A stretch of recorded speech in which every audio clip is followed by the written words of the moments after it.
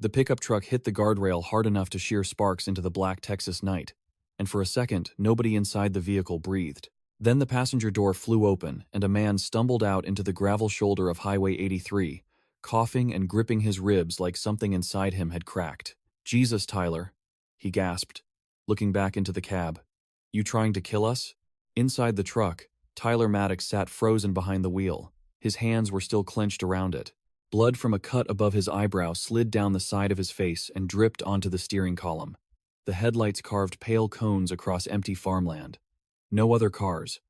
No houses. Just whined through dry grass and the faint buzz of power lines somewhere in the dark. Tyler stared straight ahead, as if the road had swallowed his voice. In the passenger side mirror, he could see the shape of something behind them, lying half in the road and half in the ditch. His chest tightened. "Tyler," the other man said again, softer this time. "Tell me that wasn't—" Tyler finally spoke. "I didn't see him." The words came out flat, like he was reporting the weather. The man outside the truck followed Tyler's gaze back down the road. A body lay twisted beneath the glow of the truck's taillights. A bicycle wheel still spun slowly beside it. The man swore under his breath. "That's a kid." Silence swallowed the highway again. Tyler forced himself to breathe. His name was Tyler Maddox, 37 years old. Owner of Maddox Construction. Volunteer assistant coach at Del Rio High. The kind of man who shook hands firmly and remembered everyone's first name. The kind of man who fixed neighbors' fences without charging them. And now he had just run over a teenager in the middle of the night. The man outside the truck was Marcus Caldwell, Tyler's business partner, former Army mechanic, the calmer of the two when things went sideways. Marcus walked slowly toward the body. Gravel crunched under his boots. Tyler wanted to stop him, but the words stayed trapped behind his teeth. Marcus crouched beside the kid.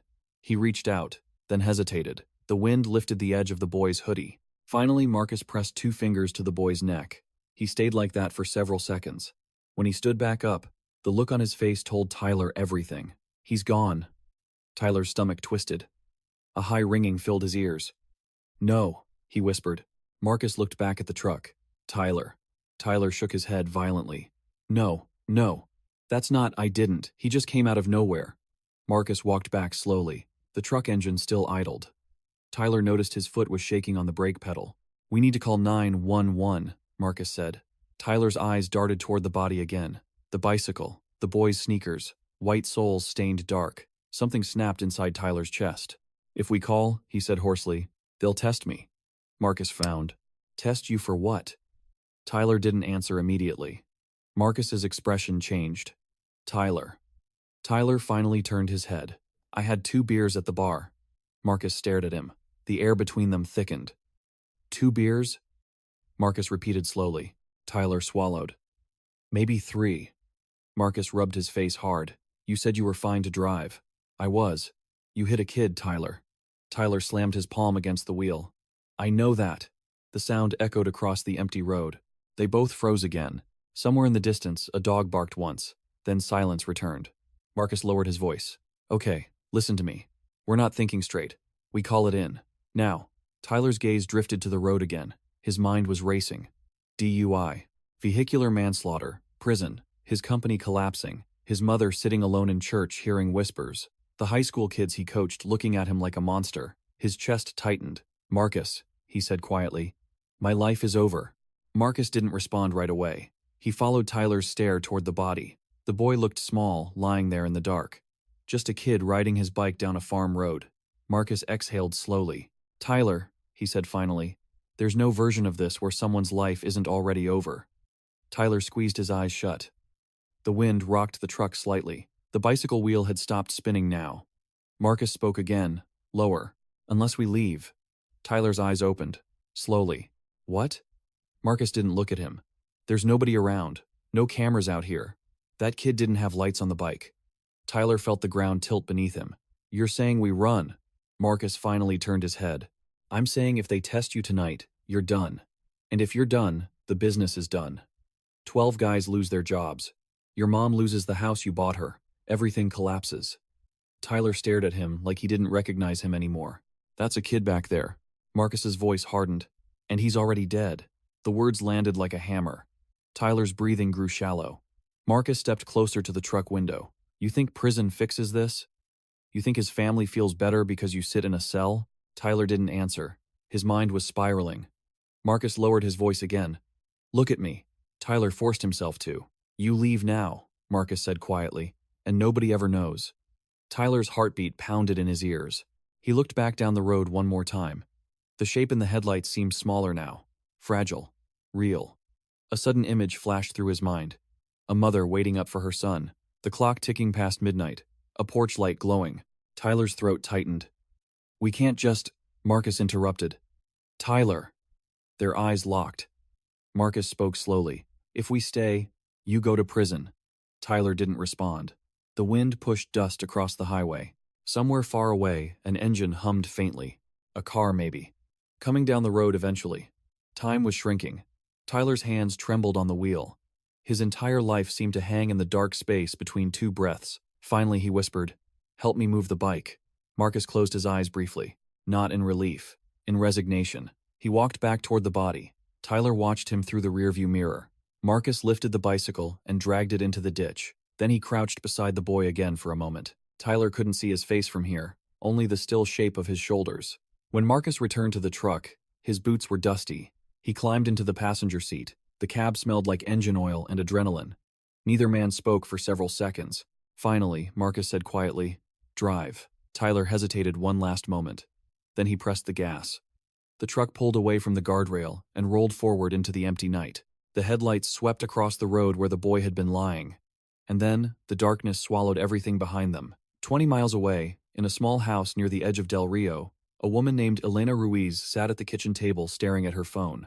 Her son, Mateo, was late. Again. She had told him 100 times not to ride that old bike on the highway at night. But Mateo always laughed and said the stars were brighter out there. Elena tapped the table with nervous fingers. Midnight had come and gone. The wind rattled the kitchen window. Something inside her chest twisted with quiet dread. Back on Highway 83, Tyler Maddox gripped the steering wheel like it might disappear if he loosened his hold. The road stretched endlessly ahead. Marcus sat beside him, silent. Neither man looked back. Neither man spoke about the sound they both still heard echoing in their heads. The dull thud when the truck hit something that should never have been there. Neither of them knew yet that by morning, the boy they left behind would have a name. Mateo Ruiz, 17 years old, honor roll student, mechanic's apprentice, and younger brother to Daniel Ruiz, a deputy in the Val Verde County Sheriff's Department who would spend the next several months tearing apart every mile of that highway trying to find the man who killed him. Neither Tyler nor Marcus knew yet that the first clue would come from something neither of them noticed in the chaos of the crash. A small piece of cracked headlight plastic lying in the gravel beside Mateo's bicycle. And when investigators eventually matched that fragment to a 2017 Ford F-150, the search would lead them straight toward the quiet construction company owned by Tyler Maddox. The man who drove away. By sunrise, Daniel Ruiz was standing on the shoulder of Highway 83 with a styrofoam cup of bad gas station coffee turning cold in his hand, staring at the white sheet they had pulled over his little brother. The sheet snapped softly in the morning wind. Patrol lights painted the ditch in slow, useless flashes of red and blue. He had arrived before the medical examiner, before the county investigator, before their mother could get herself dressed enough to be driven out there by a neighbor. He had arrived still wearing yesterday's jeans and a sheriff's department windbreaker over a t-shirt, with sleep in his eyes and disbelief moving through him like an infection.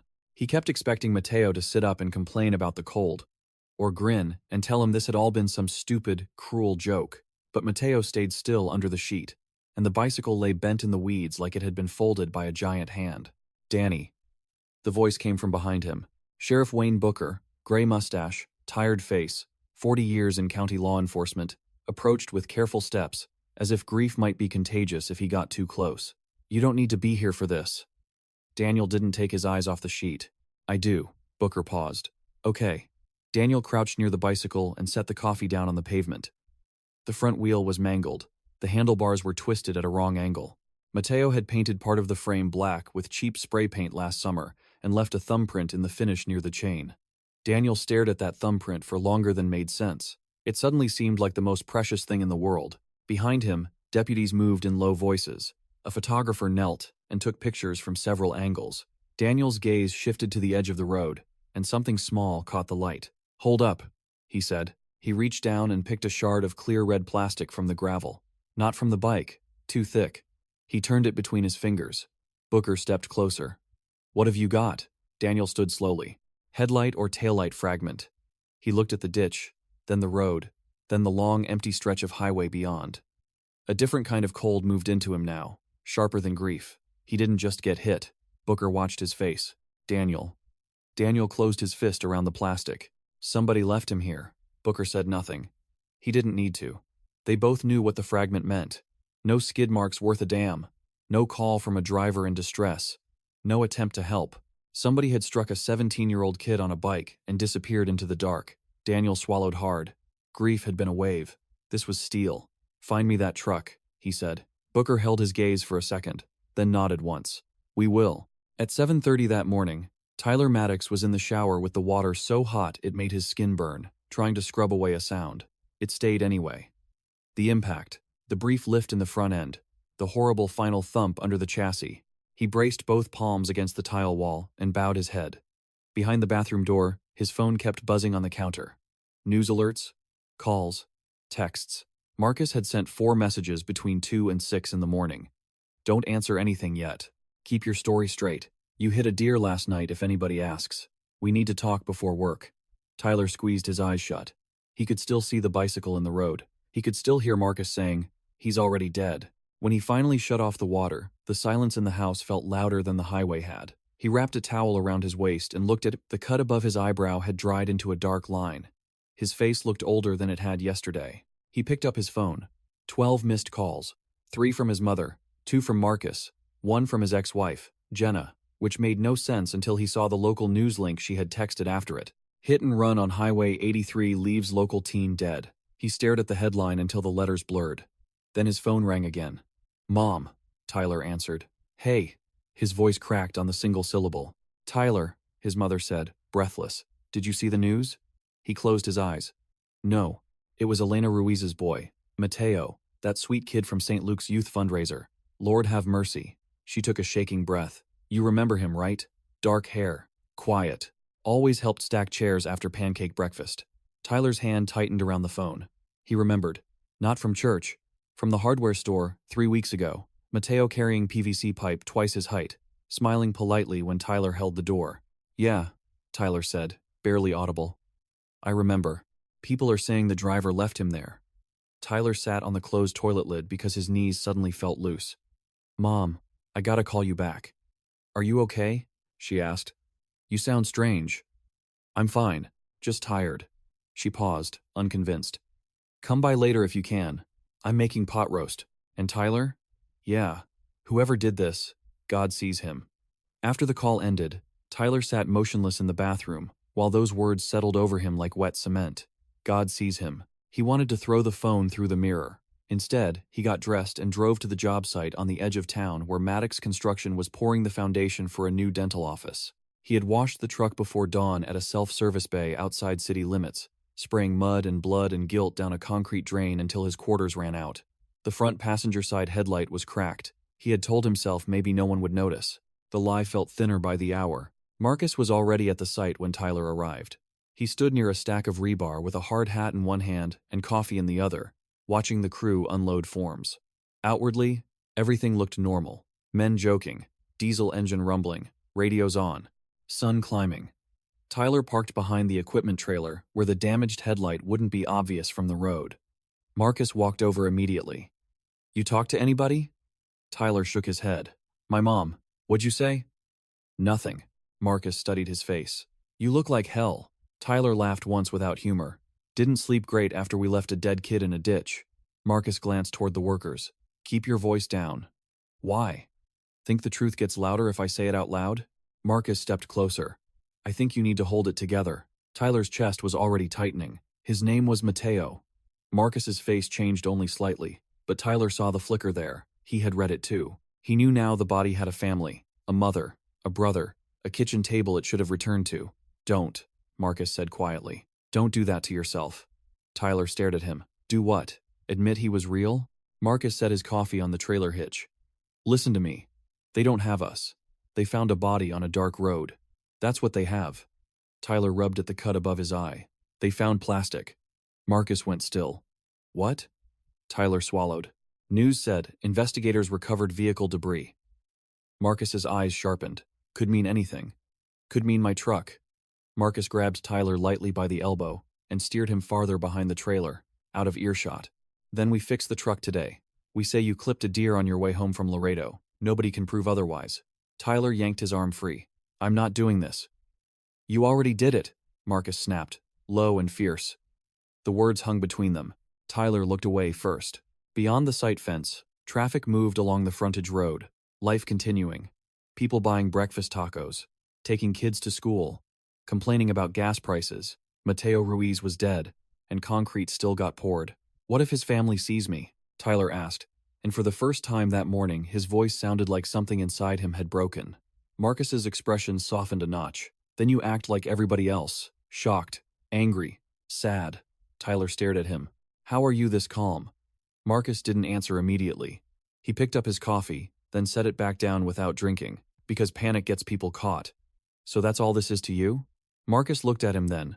Really looked. No, he said. It's not. He glanced toward the crew again and lowered his voice.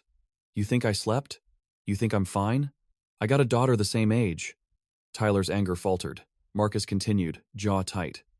I also know how the world works. They won't call it an accident, Tyler.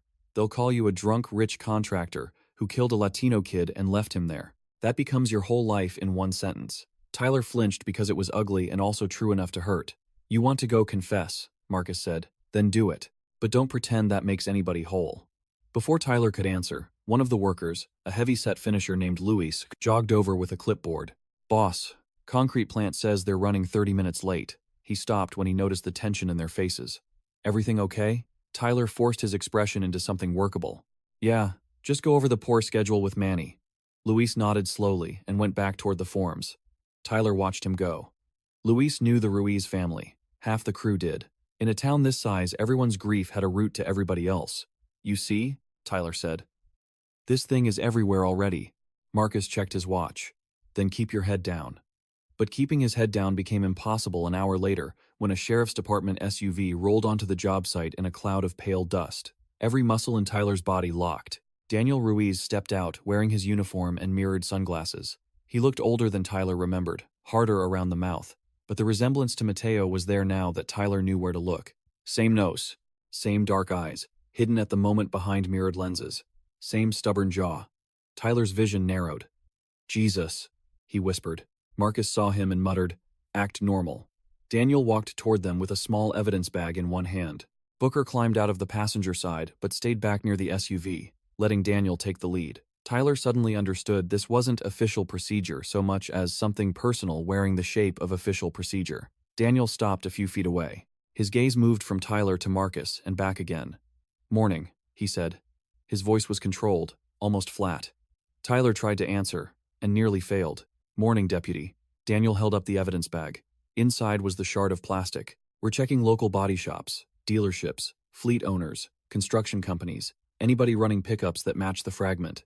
You guys got any Ford F-150S in your fleet from the last 10 years? Marcus answered first. A couple. Why? Daniel's jaw shifted. Because one of them might have killed my brother. The whole site seemed to go silent for a second, even though Tyler could still hear a compressor running somewhere behind him.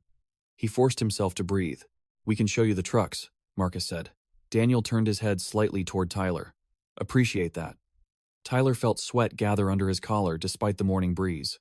Marcus started toward the equipment line. Tyler had no choice but to follow. Booker joined them, saying little. The crew pretended not to stare. Tyler could feel every eye on his back anyway. They passed the first truck. Daniel checked the front end. No damage. The second truck, same thing. Then they reached Tyler's personal F-150 parked behind the trailer. Tyler wished absurdly that the earth would just open and take him. Daniel stopped. His eyes went to the cracked passenger side headlight. Nobody spoke. Booker took off his sunglasses. What happened there? He asked. Tyler opened his mouth, and nearly nothing came out. Marcus stepped in. Hit a deer last night on Highway 90. Daniel looked at him, not Tyler. You were with him? No. Then how do you know? Marcus's face remained steady. Because he told me this morning. Daniel finally turned to Tyler. That right? Tyler felt the whole world gathering around this moment. The crew. Marcus. Booker. Mateo under a white sheet. Elena at her kitchen table. His mother saying God sees him. Yeah, Tyler heard himself say. Deer jumped out. Daniel stepped closer to the truck. He crouched, studying the damage. Tyler stared at the back of his neck, at the short dark hair above his collar, and was hit by the insane urge to confess right there. Just spill it. End this breathing nightmare. Daniel reached beneath the headlight assembly and touched a scrape along the bumper. When he stood, his face had changed. Not certainty. Interest. Suspicion with nowhere firm to land yet. You got animal hair or blood on file for that? He asked. Tyler blinked. What? When you hit a deer, there's usually something left. Marcus gave a small shrug. He probably washed it. Daniel's head snapped toward him. He probably what? Marcus realized too late how bad that sounded. Tyler stepped in fast. It was covered in mud. I took it to a wash bay before work. Daniel stared at him for several long seconds. You wash your truck at 5 in the morning after hitting a deer? Tyler could feel his pulse in his throat. I like my truck clean. Daniel smiled then. But there was no warmth in it. That's funny. My brother liked his bike clean. Nobody moved. Booker stepped forward at last. We're going to need to photograph this vehicle and note the damage. Marcus spread his hands. You got a warrant? Booker looked tired. Don't start that. Daniel never took his eyes off Tyler. We can do this easy or complicated. Tyler saw it then, clear as sunlight. Daniel wasn't here because of plastic. He was here because grief had given him instincts as sharp as a knife, and those instincts had already chosen a direction. Tyler forced his shoulders loose. Photograph whatever you need. Daniel nodded once. Good. While Booker called for a deputy with a camera, Daniel stayed by the truck. Marcus drifted a few feet away, silent for once. Tyler stood beside his own vehicle, feeling like a man at his execution. Daniel removed his sunglasses. His eyes were red-rimmed but steady. You know my brother? He asked. Tyler swallowed. Not really. He knew you. Said you tipped him $20 once when he loaded concrete anchors into your truck at Palmer Hardware. Tyler stared at him. He remembered that. Mateo had looked embarrassed by the tip. He was saving for a car, Daniel said. Wanted an old Chevy to fix up. Thought he could get one by summer. Tyler's mouth went dry. I'm sorry. Daniel studied him with a stillness that was worse than anger. For what? Tyler's heartbeat punched once, hard enough to make him dizzy. For your loss, he said. Daniel held the silence just long enough to let Tyler hear how cowardly that sounded. Then he put his sunglasses back on. Yeah, he said. Everybody's sorry. The deputy with the camera arrived. Pictures were taken. Notes were written. Booker told Tyler they might need access to the truck later for comparison if lab results supported it. Tyler nodded, like he understood English, and watched them leave in a haze of heat and dust. Only after the SUV disappeared down the frontage road did he realize his shirt was soaked through at the back. Marcus came up beside him. He doesn't know, Marcus said. Tyler kept staring at the road. He knows enough. Marcus lowered his voice. Then we stay ahead of it. Tyler turned slowly. Stay ahead how? Marcus hesitated, and that hesitation frightened Tyler more than anything he had said so far. There's a salvage yard outside Eagle Pass. Guy owes me a favor. We replaced the headlight assembly, maybe the bumper. Tyler stared at him. You want to destroy evidence. I want to keep you out of prison. By making this worse. Marcus's jaw tightened. You think it can get worse? Tyler almost laughed. Instead, he looked toward the half-finished dental office foundation. Men were back at work. Rebar tied. Forms set. Life again, moving forward on the strength of denial and routine. I can't breathe, he said quietly. Marcus's expression flickered, impatience giving way to something closer to concern. Go home for an hour. Pull yourself together. Tyler shook his head. Home is worse. And that turned out to be true. Because when he did finally go home that afternoon, after drifting uselessly through the site while Marcus covered for him, he found Jenna sitting on his front porch with their 12-year-old son, Caleb, beside her. Tyler's stomach dropped. Jenna stood when she saw him. We need to talk. Caleb looked up from his phone. Hey, Dad. Tyler tried to smile and failed. What are you doing here? Jenna crossed her arms. Caleb heard kids at school talking about Mateo Ruiz. One of them said cops were looking at your truck because someone saw it near the highway last night. Tyler went cold clear through. Who said that? Doesn't matter. Is it true? Caleb looked between them, confused now. Mom? Jenna's voice sharpened. Tell me the truth. Tyler looked at his son. Brown hair falling into his eyes. Same cowlick Tyler had at that age. Same habit of chewing the inside of his cheek when he sensed adults lying. Tyler felt something collapse inward. Caleb, he said. Go wait in the car. Why? Because I said so. The boy bristled at the tone, then looked at Jenna. She gave a small nod. Caleb stood and jogged down the steps. They watched until he got into the passenger seat and shut the door. Then Jenna turned back, face pale with anger and fear. Was it you? Tyler opened his mouth, and for one insane second he considered telling her everything. She had once known every part of him. She had seen him broke, ashamed, grieving his father, holding their newborn son with tears in his eyes. If there was anyone on earth who might still see a person in him after hearing the truth, maybe it was Jenna. But another image crashed in. Caleb at school, hearing his father called a killer. Tyler looked away. No. Jenna stared at him. You're lying. He didn't answer. Her voice dropped. Tyler. When he still said nothing, her expression changed from accusation to horror. Oh my God. She stepped back, as if distance itself might protect her. Oh my God, it was you. Keep your voice down. Don't tell me to keep my voice down. Tears sprang into her eyes, furious and disbelieving. Did you hit that boy? Tyler's own eyes burned now. It was dark. Jenna slapped him. The crack of it rang across the porch. Tyler didn't raise a hand. He barely felt it. Did you leave him there? She whispered. He looked at the floorboards. That was answer enough. Jenna covered her mouth with one hand and let out a sound he had never heard from her, something between a sob and a gasp. There was someone with me, Tyler said weakly, hating himself even as he did. Marcus panicked. He said. She cut him off. Don't you dare do that. Don't you dare put this on anybody else. Tyler stared at her, humiliated by the precision of her disgust. Jenna wiped at her eyes hard. You call a lawyer, then you turn yourself in. He said nothing. You hear me? And Caleb? Tyler asked. What happens to Caleb? Jenna gave a hard, broken laugh. You think this is about protecting Caleb now? He looked toward the car. Their son was visible through the windshield, head bent, unaware his life had just split in half. He needs a father, Tyler said.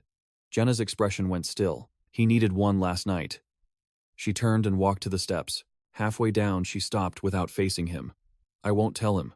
Not today. You will, when you're ready to stop being a coward. Then she got in the car and drove away, leaving Tyler alone on the porch with a red mark on his face and a silence that felt almost holy in its judgment. By that evening, Daniel was in the evidence room at the sheriff's office with the headlight fragment under a lamp and a knot of case files spread across a metal table. He hadn't been home except long enough to change his shirt and promise his mother he'd come back for dinner, though neither of them believed he would eat. He had pulled every traffic camera image from the nearest intersection, every report of damaged trucks from surrounding shops, every registered 2017 phone 150 inches the county that might match the fragment. Tyler Maddox's vehicle wasn't the only candidate. It was simply the one Daniel could not shake. Booker leaned in the doorway with his arms folded. You need to go home. Daniel kept scanning a list of repair invoices. Not yet. You're fried. Daniel finally looked up. He washed the truck before work. Booker sighed. Maybe. And Marcus answered questions Tyler should have answered himself. Maybe because Tyler was nervous. Daniel laughed once, bitterly. A nervous, innocent man. That happens all the time. Booker straightened.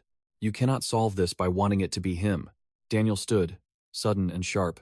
I don't want it to be anybody. The room went quiet. Daniel pressed both hands against the table and looked at the plastic fragment glowing under the lamp. When he spoke again, his voice was lower. I just know what guilty looks like. Booker's face softened a little. Sometimes grief looks the same.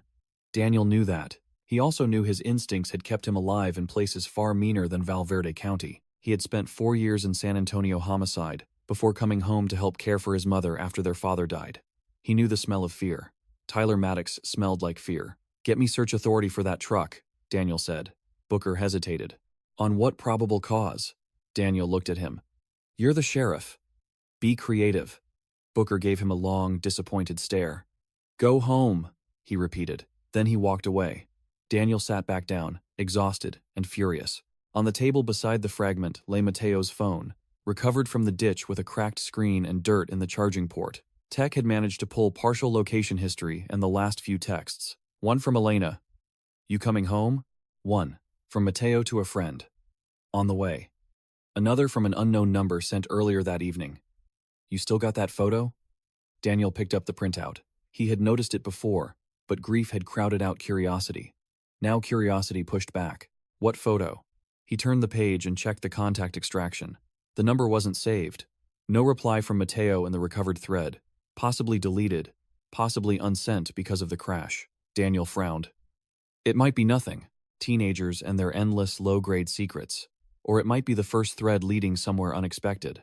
He copied the number into his notebook and stared at it.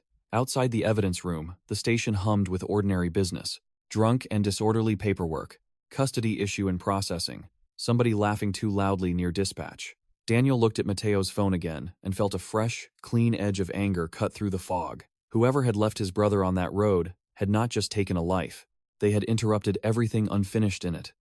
Every secret, every plan, every cheap car he might have restored, every stupid fight he might have had, every apology he might have owed.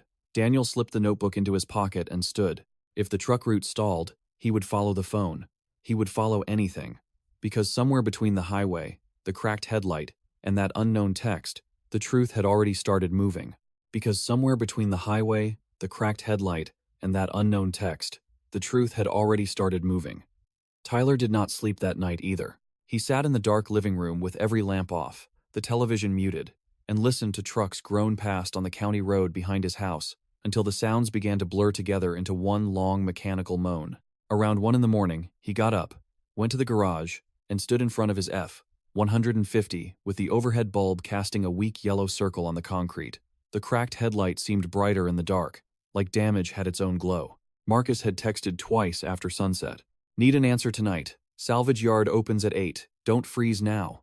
Tyler had not responded. He put one hand on the warm metal above the damaged light and closed his eyes. He tried to imagine waking up tomorrow as somebody else, some man whose worst mistake had been missing an anniversary or overcharging a customer. Instead, he kept seeing Elena Ruiz answering a knock at the door before dawn. Kept seeing Daniel on the shoulder of the highway looking at a sheet over his brother's body. Kept hearing Jenna say, "He needed one last night." His phone buzzed in his pocket. Marcus calling. Tyler let it ring twice before answering. "What? You decide?" Marcus asked. "No, hello. No softness." Tyler rubbed a hand over his face. "I don't know. That stops being an option in about 6 hours. You sound like you're talking about equipment rentals." Marcus exhaled hard. "I'm talking about survival." Tyler stared at the truck. "Maybe I'm tired of surviving it." Silence. Then Marcus's voice, lower. "Don't get stupid on me. Maybe confessing isn't stupid. It is if you do it before understanding what they actually have." Tyler laughed once, hollow. "You really believe this can still be managed?" "Everything can be managed until it can't." Tyler leaned against the workbench. "Jenna knows." Marcus went quiet. "How much?" "Enough." "Did she tell anybody?" "No." "Will she?" Tyler thought of her face on the porch. The anger, the disgust, the grief she somehow felt even though Mateo had not been hers. "I don't know." Marcus muttered a curse. "Listen to me. Don't talk to anyone else. Not your mom. Not Jenna again. Not a priest. Not anybody. You hear me?" Tyler stared at the truck's front end.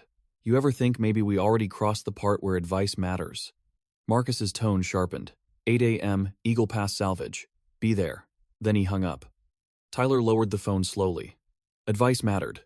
Lies mattered. Tiny decisions mattered. That was the worst part. Nothing about this felt grand or cinematic. It felt like stepping on a rotten board, and then another, and another, each one cracking just enough to make the next step worse. He stayed in the garage another 10 minutes, then walked back inside and sat on the floor beside the couch like a man who no longer trusted furniture to hold him. At 6:30 the next morning, Daniel was parked outside Palmer Hardware in an unmarked county sedan with the window cracked and a legal pad on his lap. The unknown number from Mateo's phone had led him nowhere official overnight. Burner phone, prepaid account, no subscriber worth the name. But when he pulled Mateo's recent contacts and cross-checked them against classmates, co-workers, and social media connections, one name kept repeating around the edges of messages about the photo. Audrey Pike, 18. Worked part-time at Palmer Hardware. Lived in a faded duplex off Veterans Boulevard, with a mother who bartended nights at the Rusty Nail. Daniel had gone by the duplex at dawn, but Audrey was already gone. So now he waited by the hardware store loading zone while employees trickled in. At 6:47, a silver Corolla pulled up, and a thin blonde girl in a green store polo stepped out with a backpack slung over one shoulder. Audrey Pike. Daniel recognized her from yearbook photos on Facebook. He got out of the sedan and met her halfway to the side entrance. She stopped cold when she saw the badge. "Audrey Pike?" She nodded carefully. "I'm Deputy Ruiz. Need a minute." Her eyes widened a fraction at the name. Everybody in town knew it now. "This about Mateo?" "Yeah." She glanced toward the store door, then back at him. "I already told the other deputy I didn't know anything." "You told him you and Mateo texted sometimes. That's not the same as knowing anything." Daniel kept his voice even. Someone messaged him the night he died, asking if he still had a photo. Was that you? Audrey's mouth tightened. No. Daniel watched her too closely for her to miss it. He saw the lie before she finished saying the word. Audrey. I said no. He let a second pass. Okay, then help me understand why his friend Eli says, you were freaking out in algebra 2 weeks ago because Mateo had something on his phone you wanted deleted. She went still. The lie had nowhere left to go. Who's Eli? She asked weakly. Daniel almost admired the effort. A kid who's better at being scared than being loyal. Audrey looked down at the asphalt. It wasn't what you think. I don't know what to think yet. It wasn't drugs or anything. Then what was it? She hesitated long enough for a delivery truck to rumble into the lot and back up with a beeping alarm. The sound filled the pause. When it stopped, Audrey spoke without looking up. He took a picture one night outside the Rusty Nail. Daniel waited. Of what? Of Marcus Caldwell. Daniel's expression didn't change, but something inside him clicked. Doing what? Audrey swallowed. Arguing with some guy. Shoving him, kind of. The guy had blood on his face. Daniel felt the case tilt slightly under his feet. When was this? A few weeks ago. Late. Mateo and me were sitting in his friend's truck in the lot because we were supposed to be meeting people at the bowling alley, and we saw Marcus outside by the dumpsters with this man I didn't know. They were yelling. Mateo thought it looked serious, so he zoomed in and snapped a photo. Why did you want it deleted? Audrey's cheeks flushed. Because my mom works there, okay? She said not to get involved in grown-up bar stuff. And Marcus comes into Palmer all the time. He can be nice, but people know not to cross him. Daniel folded his arms. Did Mateo send the photo to anyone? Audrey hesitated again. Maybe. Audrey. He sent it to himself in email so it wouldn't get lost. And maybe to me. Maybe? Yes, okay? Me too.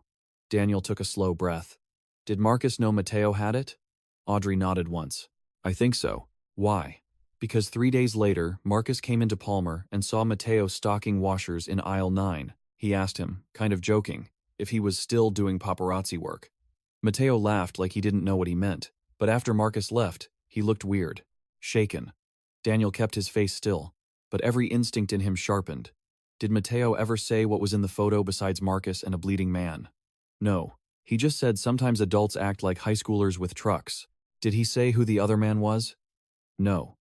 Did you keep your copy? Audrey shook her head fast. Deleted it. From where?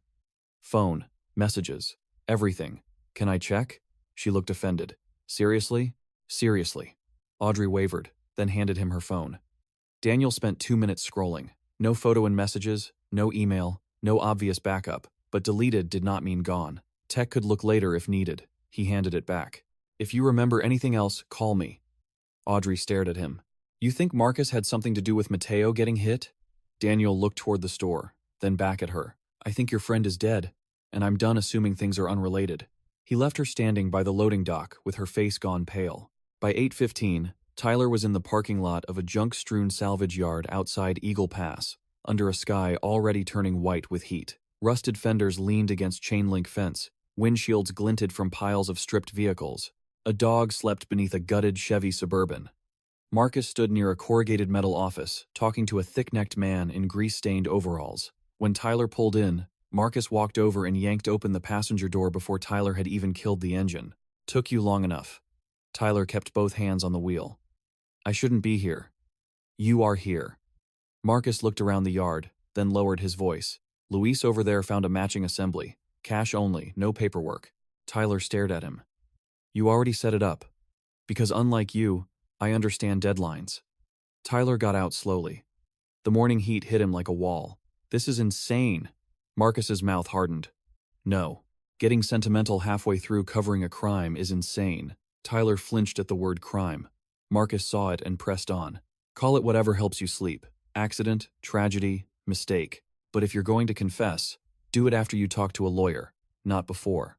And until then, that truck can't be sitting around with a broken headlight and sheriff's department photos floating in evidence. Tyler looked toward the office. The salvage owner had turned away, pretending not to listen.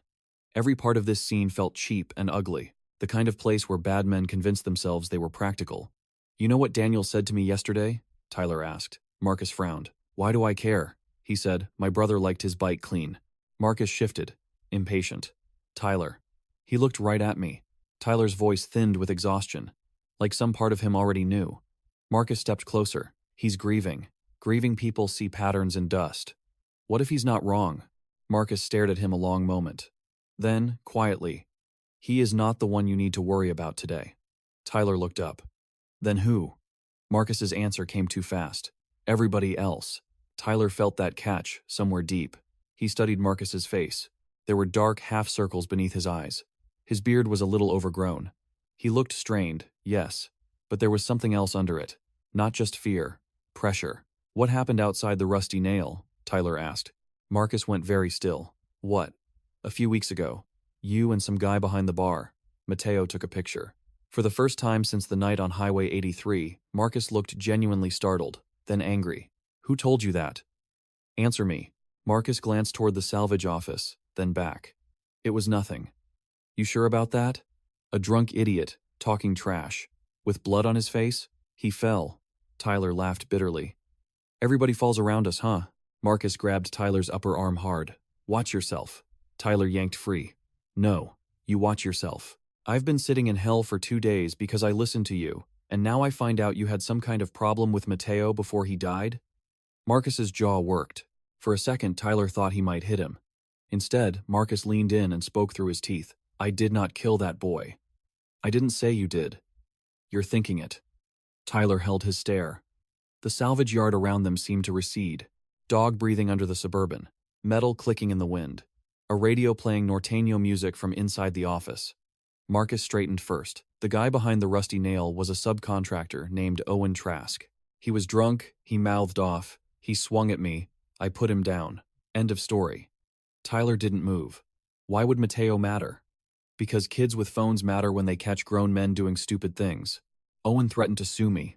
Said he had witnesses. I heard Mateo took a photo, so I tried to scare him off it. That's all. Tyler searched his face. Did you ever get the photo? No. Did you talk to him again? Marcus hesitated a beat too long. Once. When? Day before he died.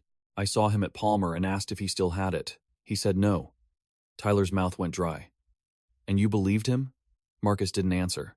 Tyler stepped back like the air around Marcus had turned toxic. Jesus.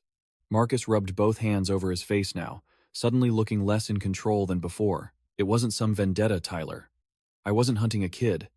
I just needed that thing gone. Owen's been threatening all kinds of crap since his nose got broken. So you leaned on Mateo. I talked to him. He was 17. And smarter than most adults. Tyler shook his head. You should have told me. When? Before or after we left him in a ditch. The cruelty of it landed because it was true. Tyler looked away. The chain-link fence cast broken shadows over the dirt. He could not tell anymore whether Marcus was dangerous, desperate, or simply the kind of man who confused force with problem-solving until everything around him became blunt trauma. Maybe all three. I'm done, Tyler said finally. Marcus stiffened. Done what? This. The salvage yard. The lies. All of it. You don't mean that. I do. Marcus stepped closer again, but this time his voice changed.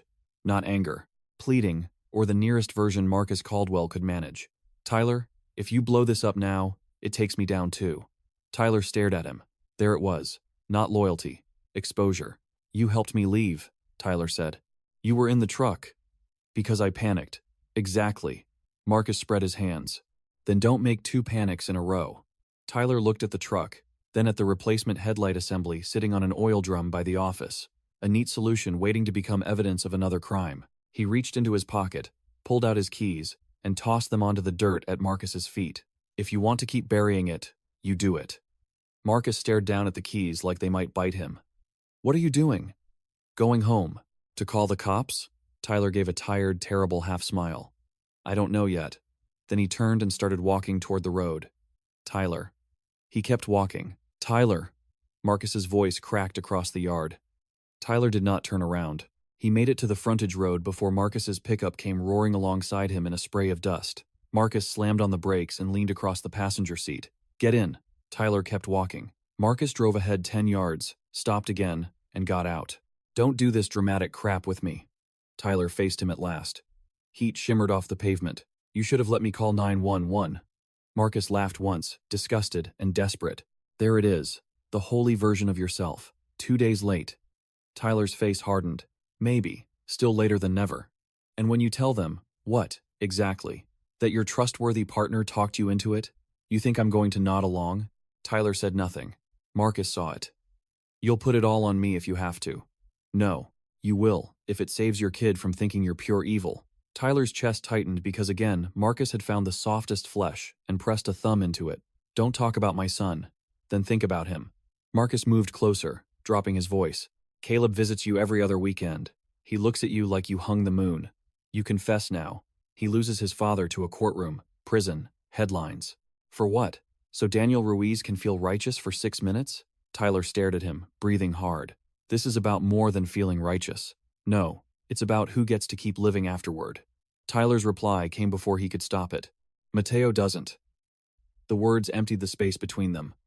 Marcus looked away first. A semi howled past on the highway, buffeting them with hot wind. When Marcus spoke again, his voice was stripped down. I know that. Tyler had not heard him sound human like that since before the crash. Then why are you still doing this? Marcus's mouth tightened. He looked out toward the road instead of at Tyler. Because 20 years ago, my dad killed a man driving drunk outside Killeen. Walked away from the wreck. Somebody found the body in a ditch at dawn. Tyler went still. Marcus kept his eyes on the highway. He turned himself in 2 days later after my mom begged him to. Know what happened? He didn't get redeemed. He got 8 years. Came out meaner than when he went in. Lost every job he touched. Drank himself to death in a rental trailer behind a welding shop. Tyler said nothing. People love talking about doing the right thing, Marcus said quietly. They don't tell you the right thing doesn't fix the dead. Sometimes it just spreads the ruin around. Tyler studied him. Some old piece of Marcus had surfaced. Raw and ugly, and maybe true. It did not make him innocent. It made him understandable in the worst possible way. So you decided my life should follow your father's? Tyler asked. Marcus finally looked at him. I decided panic makes cowards, and I'm good at functioning while cowards shake. Tyler let out a long breath. That might be the most honest thing you've said. Marcus bent, picked up Tyler's keys from the dirt, and held them out. Take them. Tyler didn't move. Take them, Marcus repeated. Go home. Think.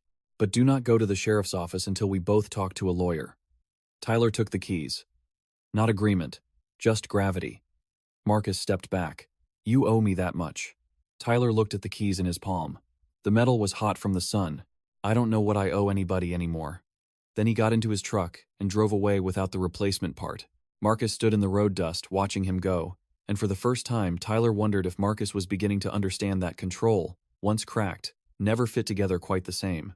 That afternoon, Daniel sat in his mother's kitchen while Elena moved mechanically between stove and sink, reheating food no one had appetite for. The house smelled like cumin and onions and grief. Relatives had come and gone all morning. Church women had brought casseroles in foil pans. Neighbors had hugged too hard and stayed too long, and finally drifted out, leaving the place exhausted. A framed photo of Mateo in his junior varsity baseball uniform sat on the table beside a candle Elena kept relighting whenever it guttered. Daniel watched the flame while he picked at rice on his plate. Eat, Elena said, without looking at him. I am. Not enough. He forced another bite. She dried her hands on a towel and turned toward him. Her face had that strange, polished look grief sometimes gave people, as if tears had sanded something down and left only shine. You're working too much. Daniel set down his fork. Mom, I know that face. What face? The one your father used to make when he thought if he kept moving, he wouldn't have to feel anything. Daniel almost smiled, but it didn't come together. I am feeling plenty. Then come sit with me and feel it here. She touched the chair beside her. He hesitated, then got up and sat. Elena took his hand, rough palm against rough palm. Did you find anything? He thought about Tyler's washed truck, about Audrey Pike, about Marcus Caldwell outside the Rusty Nail, about the text asking if Mateo still had the photo. Maybe. She studied him. Maybe is not enough for your eyes to look like that. Daniel leaned back in the chair. Mateo had a picture of something, or someone. Could be connected. Elena closed her eyes briefly. He was always seeing too much. Daniel looked at her. What do you mean? She opened her eyes. Since he was little, he noticed who was mad before anyone spoke, who lied at church, which teacher had been crying in the bathroom. He saw things. Daniel stared at the table. That sounded right. Mateo quiet not because he had nothing in him, but because he had too much. Elena squeezed his hand. Don't make his life smaller by turning him only into how he died. Daniel felt that hit somewhere deep. He had been doing exactly that. reducing Mateo to body, bicycle, evidence, impact point, because procedure was easier than memory. "I'm trying," he said. "I know." She let go of his hand and stood to refill the candle lighter. "But listen to me. If the man who hit him is the man who hit him, then let him be that. Don't make every other sinner in this town responsible because you are angry." Daniel looked up sharply. "You think I'm reaching. I think grief wants company." He almost argued, then stopped. Because she was not accusing him. She was protecting him from becoming a weapon in his own hands. His phone buzzed on the table. Audrey Pike. He stood immediately and stepped into the hallway to answer. "Talk to me." Audrey sounded breathless. "I remembered something." "Go." "The night Mateo died." Marcus called him. Daniel's spine straightened. "You sure?" "Yes. Mateo showed me earlier that day at lunch. Said Marcus had left a voicemail because Mateo didn't answer." "Did you hear it?" "No." But Mateo rolled his eyes and said, "That psycho still cares about a stupid picture." Daniel gripped the phone tighter. "Did he say when Marcus called?" "Like around 6:30, maybe 7. Anything else?" Audrey hesitated. "Mateo said he might meet somebody that night and just get it over with." Daniel's pulse quickened. "Meet who?" "I assumed Marcus." "You assumed?" "Or he said." "He said. Maybe I'll just give him what he wants and be done." "That's what he said." Daniel closed his eyes briefly. Highway 83. Empty road. Mateo riding out there after dark. A possible meeting. With Marcus, who was also in the truck when Tyler hit him. Or was he? Daniel's mind shifted tracks so fast it almost hurt. "Audrey, you did good. Don't talk to anybody else about this." He hung up and stood motionless in the hallway, while the house murmured behind him. A new shape was forming now, and it was more dangerous than the old one. Before, this was a hit and run with guilt at the wheel. Now, it might also be a collision at the end of some other chain. One Mateo had walked into thinking he was handling a small problem. Daniel looked back into the kitchen where Elena lit the candle again. He did not want to raise her hopes or distort the truth with theories. But he knew one thing with sudden clarity. He no longer needed to start with Tyler Maddox. He needed Marcus Caldwell. At nearly the same hour, Marcus sat alone at a back booth in the Rusty Nail, nursing a warm beer he had not touched, and watching the front door like trouble might stroll in wearing boots. The bar was dark, despite the afternoon sun outside. Neon signs buzzed softly over scuffed paneling. Behind the counter, Darlene Pike, Audrey's mother, wiped glasses and pretended not to watch him. Marcus knew the town had already started sorting itself into whispers. He knew Tyler was slipping, knew the sheriff's office would keep pressing, knew old loose ends never stayed buried when death dug nearby. He also knew Owen Trask had been calling from different numbers all week, and that the broken-nosed bastard had more appetite for leverage than sense. Marcus pulled out his phone and stared at the latest missed call from an unknown number. Then he opened his messages to Tyler and typed, "We need to finish this tonight." He did not send it. After a moment, he deleted the words entirely. The front door opened. Marcus looked up, ready for almost anybody. It was Daniel Ruiz. Alone. Not in uniform this time. Jeans, boots, dark button-down shirt, badge clipped at his belt. Grief and purpose walking in the same body. Marcus's chest tightened. Daniel crossed the room without hurry and stopped at the booth. "Mind if I sit?" Marcus gave a thin smile that fooled neither of them. "Looks like you already decided." Daniel slid into the booth opposite him. Darlene glanced their way, then retreated to the far end of the bar. "You know why I'm here," Daniel said. Marcus leaned back. "Because you think I'm stupid enough to talk without a lawyer." Daniel nodded once. "Good. So you know enough not to lie too hard either." Marcus's eyes narrowed. "That a threat?" "No. That's respect." Daniel placed his phone on the table between them, but did not unlock it.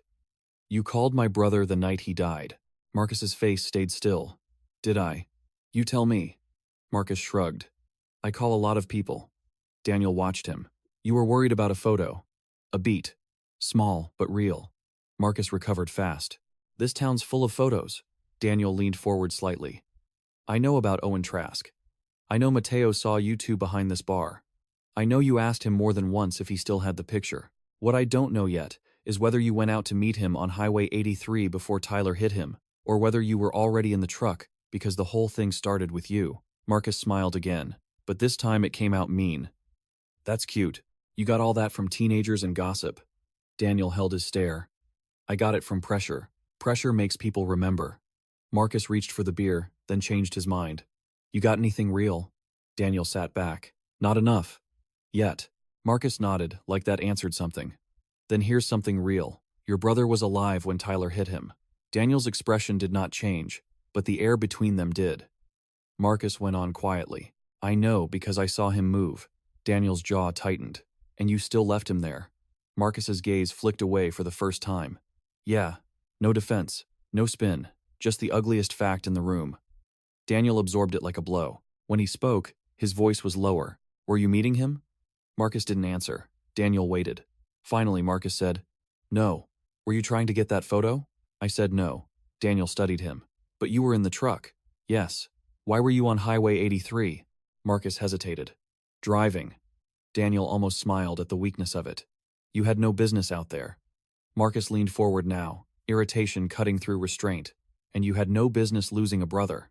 Funny how life keeps doing what it wants. Daniel's face went cold. For one dangerous second, Marcus seemed to realize he had stepped over something final. Darlene froze behind the bar. The whole room held its breath. Then Daniel slowly stood. I'm going to find out what happened, he said. All of it. Marcus looked up at him.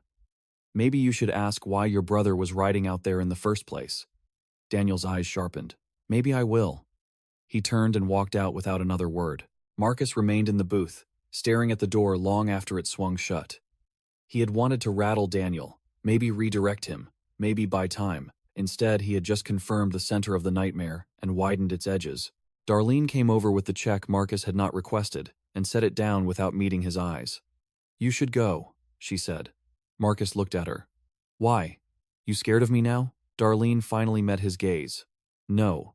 I just know guilty men drink slower. Marcus left cash on the table and walked into the hard white afternoon feeling, for the first time, that the road was narrowing in front of all of them. The road was narrowing in front of all of them. Tyler felt it that evening when his mother set a plate of pot roast in front of him and kept talking in the soft, practical voice she used at funerals, as if her tone alone could keep the room from breaking. Her house smelled like onion gravy and furniture polish. The TV in the den carried the local news low enough to ignore, but not low enough to miss the words investigation and hit and run and community mourning every few minutes. Tyler sat at the kitchen table with his fork idle in his hand and watched steam rise off food he could not imagine swallowing. Across from him, June Maddox folded and unfolded the same paper napkin until it looked ready to tear. You need to eat, she said. Tyler nodded but didn't move. June studied him for a moment. You remember when your father died and you quit talking for 3 weeks? Tyler's eyes stayed on the plate. Mom, I'm just saying you get quiet when something gets too big inside you. She reached across the table and touched the back of his hand. Whatever this is, don't let it rot in there. He almost laughed. The thing inside him had already gone past rot. It was structural now, load-bearing, the kind of damage people built their lives around because they couldn't afford demolition. June withdrew her hand and glanced toward the den, where the anchor was now interviewing a pastor from St. Luke's about Mateo Ruiz. That poor family, she said.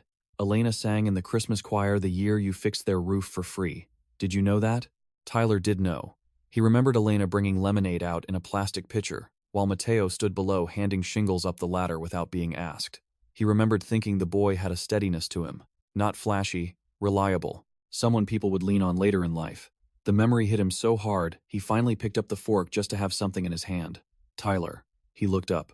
June's face had softened with worry. Are you in some kind of trouble? The question sat there between them, plain and devastating. Tyler saw a version of the next 10 seconds in which he told her everything. Saw her face change, saw her shoulders cave, saw her become the mother of a man who killed a teenager and ran. Maybe the truth would free him. Maybe it would simply spread the poison to one more person he loved. No, he said.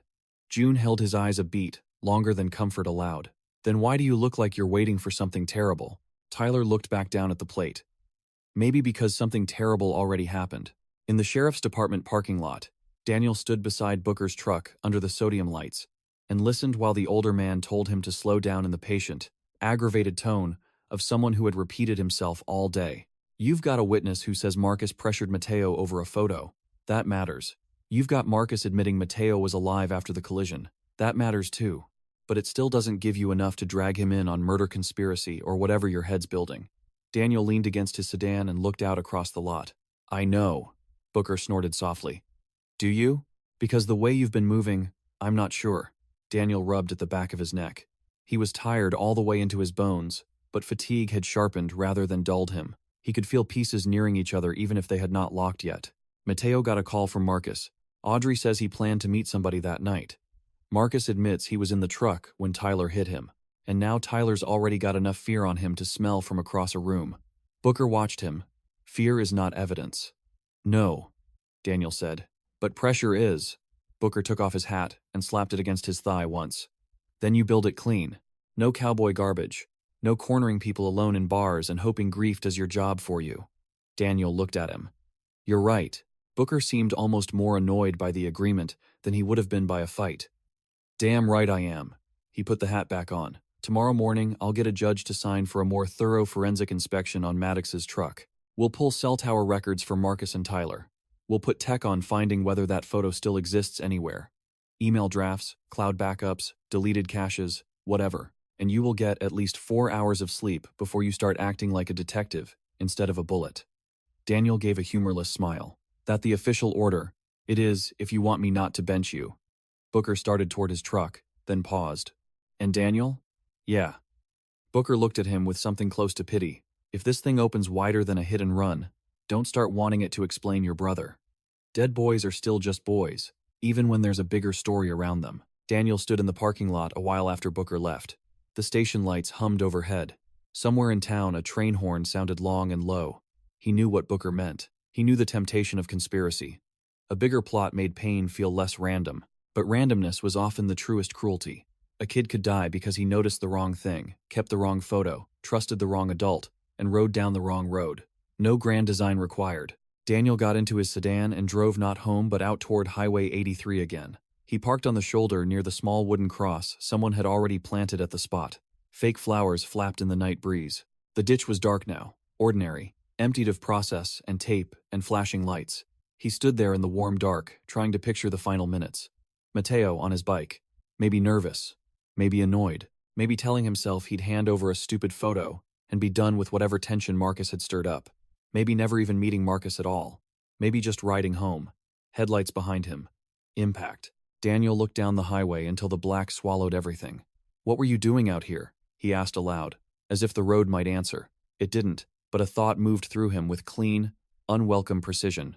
If Mateo believed he was meeting Marcus, he might have told someone more specific than Audrey. Teenagers hid things from adults, but not always from each other. Daniel got back in the sedan and called Eli Garza, the friend whose loose tongue had already given Audrey up once. Eli answered on the third ring, voice thick with nerves. Deputy Ruiz? Where are you? Home. Stay there. I'm coming by. Eli's family trailer sat behind a tire shop outside town. When Daniel knocked, Eli answered in basketball shorts and a wrinkled Spurs t-shirt, glancing past Daniel as though a whole tactical team might be standing there. Am I in trouble? Daniel stepped inside the tiny living room where a box fan chopped the air, and an old woman, probably Eli's grandmother, snored in a recliner. That depends how much lying you plan to do. Eli swallowed. I already told you about Audrey. Now tell me about the meeting. Eli blinked. What meeting? Daniel waited. Eli cracked first, shoulders drooping. Damn it. Mateo tell you where he was going? Eli looked toward the recliner, then toward the hallway. We should go outside. They stepped into the dirt yard beneath a bug-zapping porch light. Eli spoke in a whisper anyway. He said some guy kept bothering him about a picture, and he was tired of it. Did he name the guy? Not at first. Then he said Marcus. Daniel's jaw tightened. Did he say Marcus wanted to meet on the highway? Eli nodded. By the old irrigation turnoff. Said Marcus didn't want anybody seeing them in town. Why didn't you tell us this before? Eli looked miserable. Because Mateo made me swear. And then he died and Audrey was freaking out and everybody was saying a truck just hit him, and I kept thinking maybe it didn't matter if Marcus didn't actually touch him. Daniel looked at the boy in the harsh porch light. 18 maybe. But in that moment younger than that. A kid standing in the wreckage of his own bad judgment. It matters, Daniel said. Eli's eyes filled. I know. Did Mateo say why Marcus cared so much about the picture? Eli shook his head. Just that Marcus looked scared in it. Not mad, scared. That sat differently. Daniel felt it at once. Scared of what? I don't know. Eli wiped at his nose with the back of his hand. Mateo thought maybe Marcus had done something to the other guy in the photo. He said it wasn't just a bar fight face. Said the dude looked like he'd been worked over. Daniel went still. Worked over? That's what Mateo said. Daniel took a long breath. Owen Trask with a broken nose behind the rusty nail was one thing. A man in a photo looking like more than that was another. Did Mateo still have the photo when he left? Eli nodded. On his phone. I think. He said if Marcus acted weird, he'd send it to me. Daniel's pulse quickened. Did he? Eli shook his head. No. Daniel looked out over the dark lot, where stacked tires cast round shadows like wells. The shape was clearer now. Marcus had wanted that image badly enough to pressure Mateo more than once, badly enough to arrange a private meeting out on a dark road. Then Tyler and Marcus were together on that same road when Mateo died. Maybe the collision had been accidental. Maybe not. Daniel forced himself not to leap ahead. One more thing, he said. Did Mateo say who the other man in the picture was? Eli hesitated. He thought maybe it was Owen Trask. Daniel looked back sharply. How'd he know that name? Eli shrugged helplessly. Everybody knows that name. Owen does drywall, drinks too much, owes money all over town. He paused. And Mateo said he saw Owen's truck behind the Rusty Nail the same night. Daniel nodded slowly. Enough to move, not enough to finish. You did the right thing telling me, he said. Eli gave a miserable laugh. A little late for that. Daniel didn't disagree. Near midnight, Tyler stood on Caleb's front step, in a quiet subdivision, where porch lights glowed over trimmed lawns and plastic tricycles lay on their sides in driveways. Jenna opened the door before he knocked twice. She took one look at him and knew something had shifted. What? Tyler glanced past her into the house. Can we talk? Jenna hesitated, then stepped outside and pulled the door nearly shut behind her. Her hair was tied up, her face scrubbed clean, exhaustion sitting plainly under her eyes. You're not here to ask forgiveness, she said. So what is it? Tyler looked down at the concrete porch. I need to tell Caleb soon. Jenna crossed her arms. Yes, I don't know how. Her laugh was brief and sharp. That's the first honest thing you've said in 2 days. Tyler accepted it. He deserved worse. I keep thinking if I go to the sheriff's office before I tell him, then he hears it from the news or some kid at school. Jenna's face changed slightly. You're actually going. Tyler looked at her. I said I keep thinking. Stop thinking. He rubbed both hands over his face. Marcus wants me to lawyer up and stay quiet. Of course he does. He says confession doesn't fix anything. Jenna took a slow breath. He's right about one part. It doesn't fix anything. Tyler waited. Jenna's voice softened, not kindly exactly, but with less blade in it. But right now you're treating the truth like it's some optional extra you can add once the real decisions are made. It isn't. It is the decision. Tyler leaned against the porch column. Somewhere down the block, a dog barked once and stopped. I'm scared, he said, the words humiliating and relieving him at the same time. Jenna's expression did not soften further, but it stopped hardening. I know. I keep seeing Caleb. Then maybe let that be useful instead of protective. Tyler frowned. Jenna held his eyes. One day he's going to be a man. He's going to wreck something. Maybe not like this. Maybe smaller. Maybe just his marriage or his job or his own soul. When that day comes, what do you want living in him? The lesson that fear decides, or the lesson that truth costs and you pay it anyway? Tyler looked at her as if he'd never known she could sound like that. Maybe he hadn't. Maybe marriage had hidden some of her from him because he'd been too busy being the center of his own weather. Jenna opened the door halfway, then stopped. He's asleep. Not tonight. Tyler nodded. Okay. She studied him for another second. When you do it, don't make Caleb comfort you. That one landed deep enough to bend him. He nodded again. Jenna went inside and closed the door, leaving Tyler alone on the porch with the quiet suburban street stretching both ways like a judgment he would eventually have to walk into. At 8 the next morning, the forensic team rolled Tyler's truck into a county garage bay under bright industrial lights, while Daniel stood with a clipboard and watched technicians swab, photograph, and measure. Tyler had surrendered the vehicle after Booker arrived with a warrant and an expression too tired to enjoy the victory. Tyler himself had stood in his driveway wearing work boots and yesterday's shame, while the tow operator winched the truck up. He hadn't argued. That worried Daniel more than if he had. Men who were still fighting did one set of things. Men who had begun accepting consequences did another. You okay? Booker asked quietly as they watched the techs remove the damaged headlight assembly. Daniel nodded once. We pulled tower data yet? Partial hits. Tyler's phone and Marcus's were both pinging near 83 around the time of death. Daniel exhaled. He had expected it, but expectation and confirmation were different animals. Mateo's? Same corridor, obviously. Booker glanced at him. We're still working on the precise timing. A tech named Villarreal called from under the front bumper. Got trace here. Daniel and Booker moved closer. Villarreal held up a gloved hand with a small strip of dark fabric and what looked like a thread of reflective material snagged in a seam beneath the passenger side undercarriage. Could be from the kid's hoodie Or backpack? Daniel stared at it. Physical contact. No lawyer in Texas could talk that away. Bag it, Booker said. Villarreal nodded. Daniel stepped back, feeling the case finally become solid underfoot. Then another tech at the driver's side door spoke up. Sir, you need to see this. On the interior edge of the passenger seat track, wedged where a casual cleaning might miss it, lay a tiny flake of dried blood. Not much. Barely visible. Booker leaned in. Could be from either of them. Daniel looked at the red-brown speck under the bright light and thought of Marcus saying Mateo was alive after the collision. Thought of movement, of someone perhaps reaching into the cab or being touched or being checked. Run it, he said. Booker glanced at him. Obviously. Daniel stepped away before his impatience could turn into something worse. At nearly the same moment, Marcus was in his garage tearing open an old storage bin that smelled like mildew and motor oil. He had been up since dawn, going through boxes he had not touched in years, looking for a specific envelope Owen Trask once mailed him in a fit of drunken leverage. Inside the envelope, if Marcus remembered right, were photocopies of invoices, one photo, and a handwritten note that had seemed like bluffing at the time, and now felt like a fuse. He dumped old manuals, Christmas lights, and a cracked torque wrench onto the floor. No envelope. He crouched amid the mess, breathing too fast. On the workbench, his phone buzzed again and again. Unknown number. Then Owen's actual number. Then unknown again. Marcus finally answered with a hissed. What? Owen's voice came through syrupy with satisfaction and liquor. You been busy, Marcus. Marcus shut his eyes. What do you want? Just checking if you heard the county boys are pulling apart Maddox's truck. Where are you? Owen laughed. That's not how this works. Marcus's voice dropped low and dangerous. You don't want to play with me today.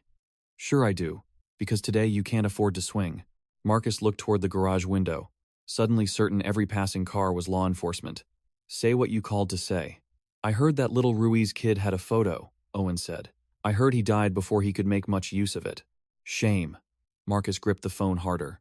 If you had that photo, you'd have sold it already. Maybe I got more than the photo. Marcus said nothing. He had learned long ago that silence forced drunks to show their own cards. Owen continued, pleased with himself.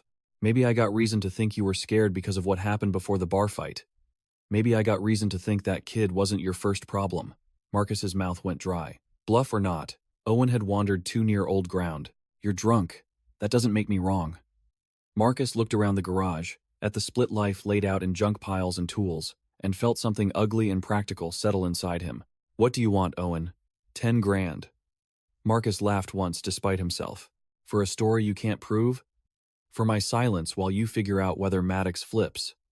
Marcus leaned against the workbench. Meet me. No. Then you get nothing. I get a lot from walking into the sheriff's office. Marcus's voice sharpened. And what exactly do you tell them? That you and I roughed each other up behind a bar? Congratulations. Owen waited a beat. Maybe I tell them about the warehouse. Marcus went still. There it was. Not bluff. Or not entirely. The garage seemed to close around him. You don't know anything about the warehouse, Marcus said quietly. Owen chuckled. Then why'd you sound like that? The line went dead. Marcus stood motionless, phone still at his ear. Warehouse. A half-finished storage building outside Uvalde from last year. Missing materials. Cash disputes. A laborer named Roque Salinas who got hurt on site and took cash to stay quiet because everybody involved preferred the story unfinished. Marcus had thought the whole rotten episode was buried under time, intimidation, and the county line. If Owen had somehow tied that to a photo on Mateo's phone, then what Mateo saw behind the rusty nail was not just a bar fight. It was Owen pushing the wrong nerve in public, and Marcus panicking because a teenager had snapped the look on his face when that nerve got hit. Marcus looked at the clock. He could still get ahead of this if Tyler stayed soft and Owen stayed greedy. But if Tyler confessed and Owen talked and Daniel kept pulling threads, the whole thing could open in directions Marcus had spent a year forcing shut. He grabbed his keys and headed for the door. Daniel was reviewing tower records with the tech analyst when Jenna Maddox walked into the sheriff's office asking for him by name. She stood just inside the lobby in a linen blouse and jeans, arms folded tightly enough to hold herself together. Daniel recognized her from Old Town events and from being Tyler's ex-wife, but he had never spoken to her more than once or twice before. The desk deputy brought her back without ceremony. Daniel met her in an interview room with a pitcher of water on the table and nothing comforting in the walls. Miss Maddox, Jenna. She sat before he offered. Daniel took the chair opposite her. What can I do for you? Jenna looked at the tabletop, then at him. I don't know if this matters legally, but it matters morally, and I don't have a lot of patience left for sorting those apart. Daniel stayed quiet. Jenna drew a breath. Tyler came to my house last night. He didn't confess directly, but he might as well have. Daniel's pulse lifted, though his face remained still. Tell me exactly what he said. She did. Every hesitation, every evasion, every frightened circle around the center. Daniel listened without interrupting, writing almost nothing down, because the important part was cadence and omission as much as words. When she finished, the room was silent a moment. Why are you here now? He asked. Jenna's eyes flashed with anger at the question, then settled into something sadder. Because a boy is dead.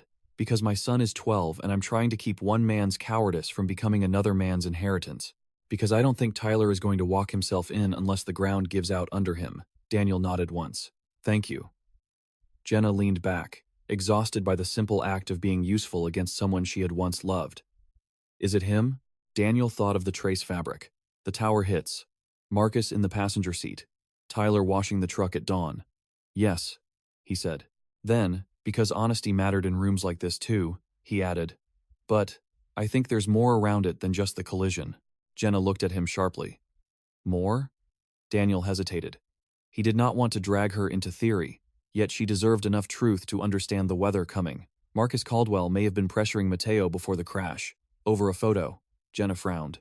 A photo of what? Daniel shook his head, still working that part. Jenna looked toward the one-way glass, then back at him. Tyler is weak when somebody stronger tells him what survival looks like. Daniel considered that. It fit too well. That doesn't make him harmless, he said. I know. Her voice cracked slightly on the last word. I know exactly what it doesn't make him. She stood. Daniel rose with her. At the door, she stopped. When you arrest him, don't do it in front of Caleb. Daniel held her gaze. I'll do what I can. After she left, Daniel remained in the interview room staring at the water pitcher and feeling the case turn from possibility to imminent collision. They were no longer chasing smoke. They were arranging impact. He stepped into the hallway, just as Booker came around the corner with a file in hand and a look that meant movement. Lab fast-tracked the blood flake, Booker said. Not Mateo's. Daniel frowned. Whose? Booker handed him the preliminary sheet. Daniel read the name once, then again. Owen Trask. Daniel looked up slowly. Booker nodded.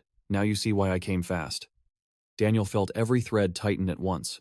Marcus in the truck with Tyler. Owen's blood inside the cab. Mateo meeting Marcus over a photo tied to Owen. The warehouse whisper hanging somewhere off stage. This was no longer only about what happened when the truck hit the boy.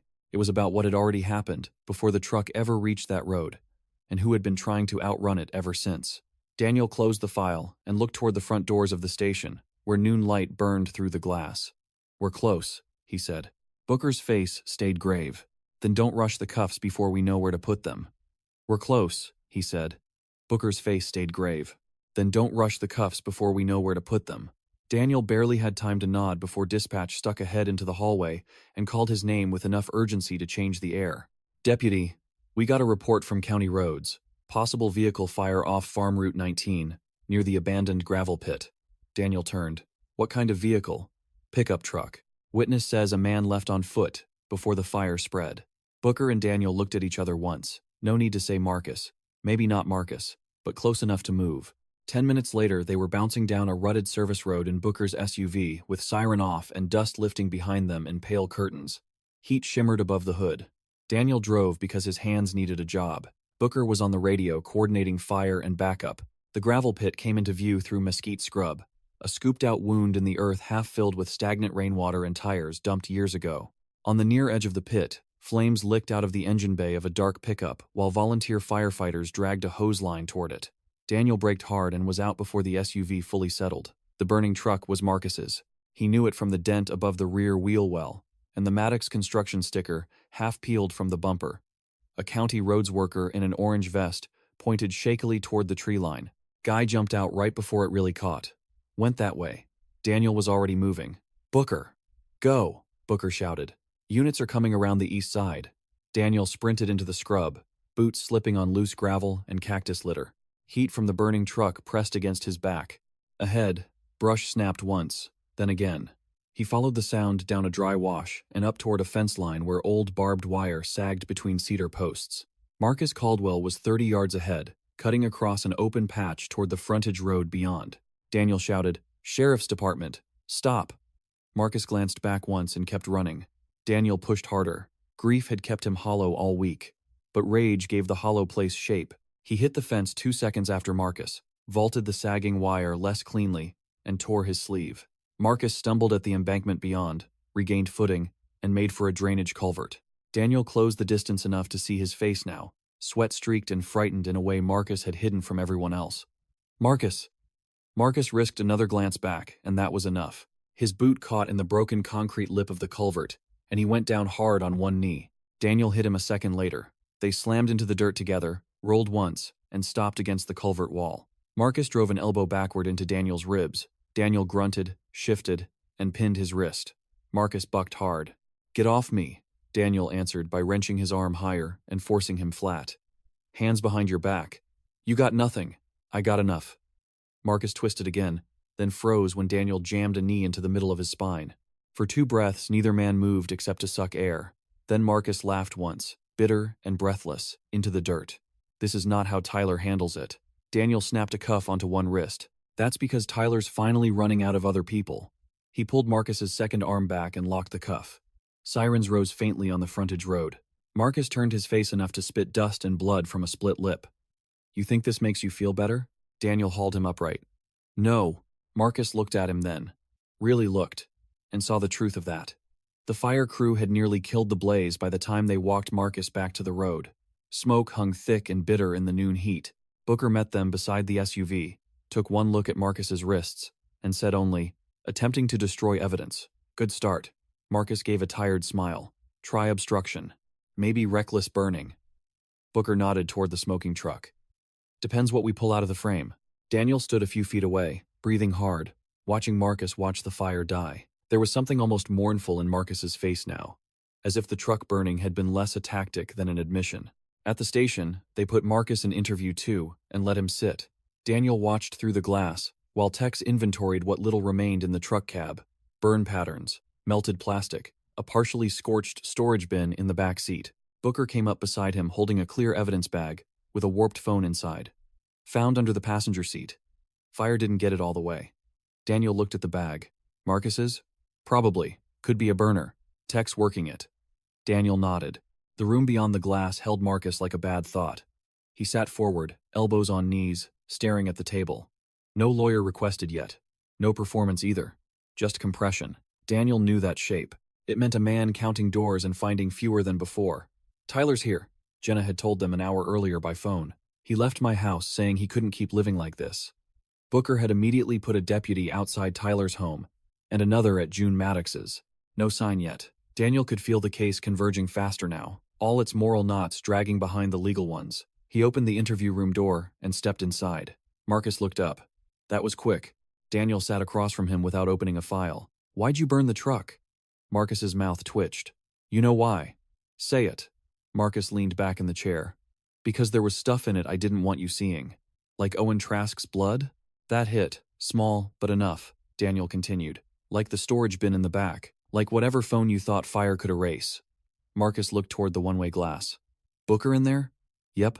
"Good. He can hear me ask for a lawyer." Daniel nodded. "You can." Marcus kept looking at the glass. "But first I want to know something."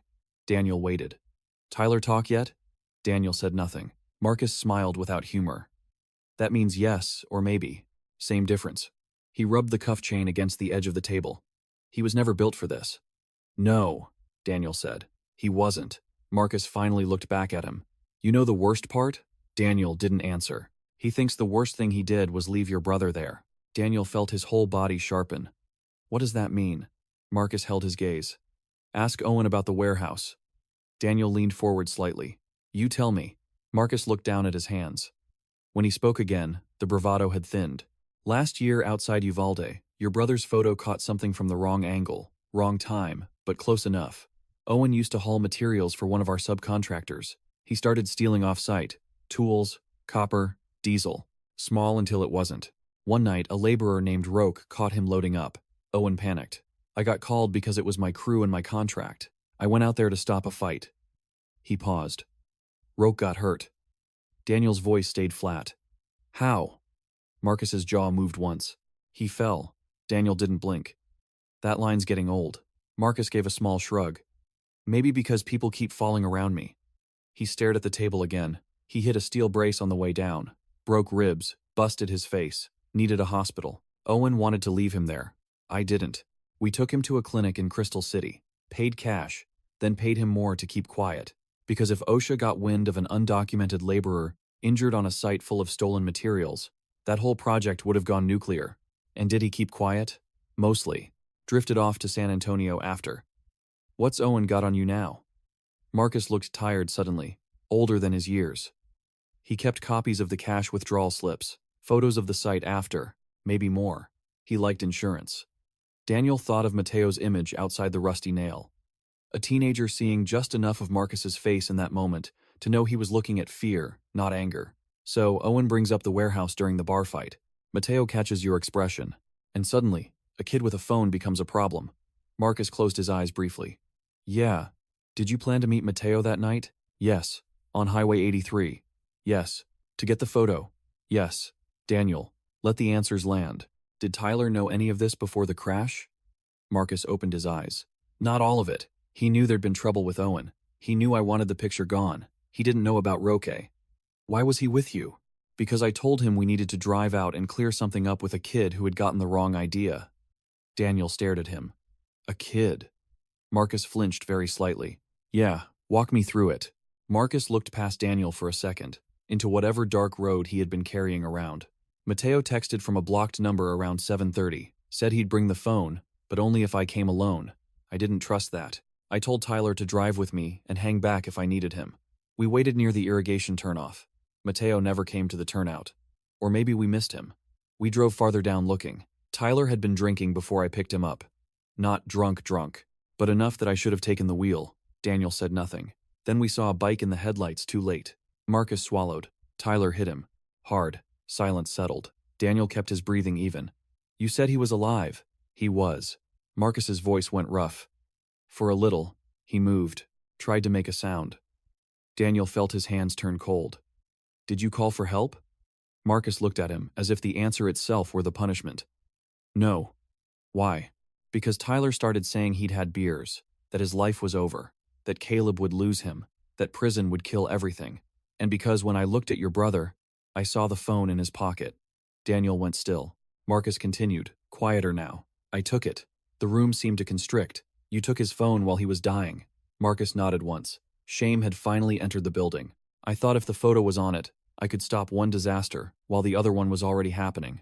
Daniel stood so fast the chair legs screeched. Through the glass, Booker straightened. Marcus did not move. Did Tyler know you took it? Daniel asked. No. What did you do with it? Checked it later. Screen was cracked. Locked. I couldn't get in.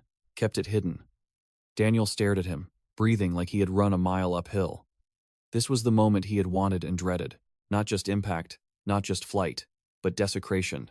A dead brother turned into an obstacle even in his final breaths. And then you told Tyler to drive away. Marcus looked up. Yes. Daniel stood there another second, then left the room before grief could turn physical. In the hallway, Booker intercepted him with a hand on his shoulder. Daniel shook it off, not angrily, just to stay upright under his own weight. He took the phone, Daniel said. Booker's face hardened. I heard. Daniel put both hands on the cinder block wall and lowered his head. For a few seconds, he could not do anything but breathe. Booker stayed beside him, saying nothing. Then the front desk deputy called down the hall.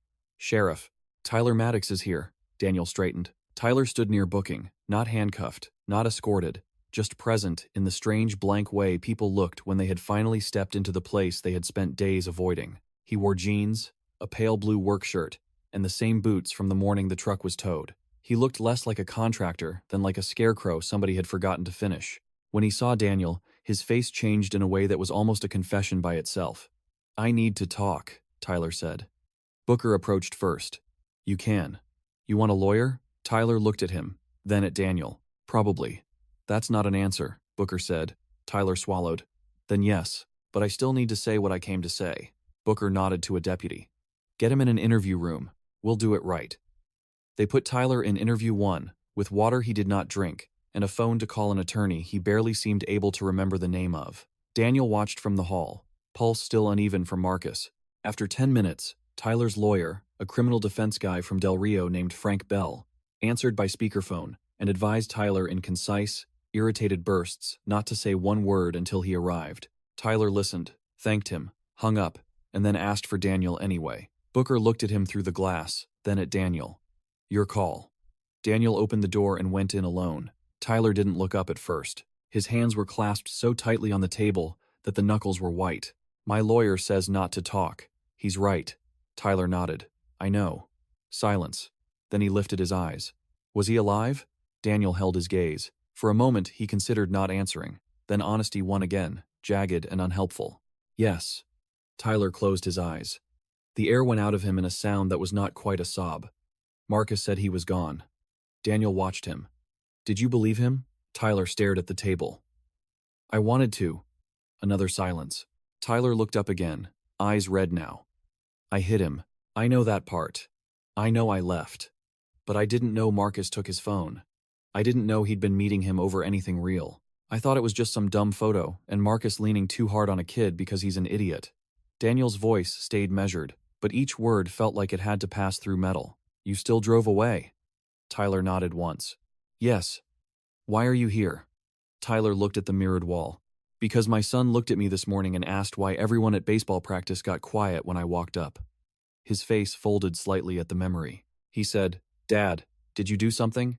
And I heard myself tell him we were going to have a hard conversation later, and I knew that if I walked out of that moment still lying, then whatever I used to be was gone for good. Daniel said nothing. Tyler went on, voice lower. "Marcus thinks confession is just more ruin. Maybe he's right, but I can't keep asking other people to live inside what I did." Daniel studied him. There was no peace in Tyler, no absolution, just collapse with a pulse. "Then tell it clean," Daniel said. Tyler did. He told them about the beers at the bar, about Marcus calling him out for a drive, about being told they were meeting Mateo to get a picture back and calm something down before it became a headache, about the dark road, the missed turnoff, the split second of headlights catching bike reflectors too late, about the impact, about Marcus kneeling by Mateo, then coming back saying the boy was dead, about the argument, the fear, the decision, the drive away. He did not try to make himself noble. That, more than anything, made Daniel believe the parts that hurt most. By the time Frank Bell arrived in a suit damp with sweat and fury, Tyler had already put enough on the record to end the life he knew. Bell stared at him in disgusted disbelief. "You could not keep your mouth shut for 20 damn minutes?" Tyler looked exhausted beyond reply. In interview 2, Marcus learned Tyler had spoken before anyone officially told him. He figured it out from the movement in the halls, the set of Booker's shoulders, the way Daniel no longer looked like a man hunting but like a man carrying. When Booker and a prosecutor came in to advise him of expanded charges, Marcus laughed once and then went quiet for the first time without strategy in it. "He talked," Marcus said. Booker didn't answer. Marcus looked at the table for a long while. Of course he did. The charges unfolded across the afternoon, like a controlled demolition. Tyler: intoxication, manslaughter, failure to stop and render aid, tampering considerations subject to further review. Marcus: failure to render aid, tampering with evidence, obstruction, unlawful destruction of evidence, and additional investigative exposure tied to the phone, the attempted burn, and the warehouse matter that suddenly had daylight on it again. Owen Trask got picked up before sunset outside a pawn shop with a flask in his boot, and enough panic under his swagger to make cooperation likely before morning. The dead never got fixed, but the living began, one by one, to run out of places to hide. The news hit town fast, too fast for dignity, not fast enough for relief. At June Maddox's house, she answered the door to a deputy and sat down on the foyer bench before he finished speaking. At Jenna's, Caleb heard his mother crying in the kitchen and knew before she told him that the hard conversation had arrived without his father to carry it. At Elena Ruiz's, Daniel came home after dark with his tie loosened and his face carved out by exhaustion. Elena was sitting at the kitchen table with Mateo's baseball photo, and the candle burned almost to the metal cup. Daniel stood in the doorway and for a second could not cross the room. She read the answer anyway. "You found them," she said. "Yes." He sat. She looked at his face and understood something else. But not all at once. Daniel shook his head. "No," he told her, "as much as a mother should know, and no more than a mother should have to hear. The truck, the fear, the leaving, the phone. Marcus's pressure over the photo, not the warehouse in full detail. Not yet. Not while his brother's death was still the largest object in the house. Elena listened with both hands folded around the cold lighter. When he finished, she looked down at them. Did Mateo suffer? Daniel answered carefully. Not long. It was the gentlest truth available, and maybe not enough, but it was what he had. Elena nodded. Once. Tears came then, quietly, not with drama but with surrender to the shape of the world as it had become. He was alone, she whispered. Daniel moved from his chair to kneel beside her. No, he said, though the road itself contradicted him. Not now. She put one hand against the side of his face. You are angry. Yes. And tired. Yes. Elena looked toward Mateo's picture. Do not build the rest of your life around that road. Daniel bowed his head because he had already felt the temptation. He had felt how easy it would be to make this case his new religion, to live forever in pursuit mode, to let grief give him purpose so he never had to admit it had also hollowed him out. I don't know how not to, he said. Elena's hand stayed on his face. Then start with tomorrow. Tomorrow you eat breakfast. Tomorrow you go to court if you must. Tomorrow you come home. It sounded small. It was not small. It was survival stripped of ego. Late that night, after paperwork, after statements, after the prosecutor's office and the magistrate, and the parade of procedural language that turned souls into charges, Daniel stood alone outside the county jail. Across the lot, in separate holding cells, Tyler and Marcus sat with what they had chosen and what they had inherited. Daniel did not feel triumph. He felt completion in one place and rupture in 10 others. Mateo was still dead. Caleb still had to grow up with this story attached to his name. June Maddox still had to walk into church. Jenna still had to teach her son that love and contempt could occupy the same room. Owen Trask would still bargain pieces of filth for his own smaller survival. Roque Salinas, wherever he was, would have his old injury reopened by strangers in suits. Justice, Daniel thought, was a machine built to label damage, not reverse it. A patrol unit rolled slowly through the lot, headlights washing over him, and then moving on. His phone buzzed. A text from Jenna. He asked if his dad is a monster. I told him his dad did a monstrous thing. I hope that was right. Daniel stared at the screen. Then he typed back. It was honest. He put the phone away and looked up at the jail windows glowing pale against the Texas dark. Somewhere beyond town, the highway ran on through farmland and empty shoulders and places where boys once rode bikes under stars. He thought about Mateo noticing everything, about a teenager seeing fear in a grown man's face and not yet understanding how dangerous fear could be when it wore authority and muscle. He thought about Tyler choosing, too late but still choosing, to stop outsourcing the truth. He thought about Marcus learning that control was never the same as strength, only often mistaken for it by men who were terrified of collapse. And he thought about himself, about the thin line between justice and possession, between loving the dead and becoming owned by the way they died. By the time he drove home, dawn was threatening faintly at the edge of the sky. He passed St. Luke's, the hardware store, the ball field, where kids would play again by evening because the world kept committing that ordinary insult. At his mother's house he parked, went inside, and found Elena asleep at the kitchen table with the candle finally out, and Mateo's photo still standing watch. Daniel draped a blanket over her shoulders, turned off the stove light, and sat in the chair across from his brother's picture. The house was quiet enough to hear the refrigerator hum. He looked at Mateo's frozen smile and let the silence come, without trying to solve it. Morning would bring hearings, cameras, casseroles, gossip, lawyers, maybe new charges from the warehouse, maybe years of aftermath that kept redistributing grief instead of ending it. There would be no clean line under any of it. Tyler's confession would not revive a heartbeat. Marcus's arrest would not unbend a bicycle wheel. Daniel's work would not return his mother's younger son to the kitchen doorway with grease on his hands and some half-finished sentence about an old Chevy he planned to restore. But somewhere under all that unfinished damage, one fact remained steadier than the rest. The truth, dragged late and bloody into daylight, had finally stopped moving.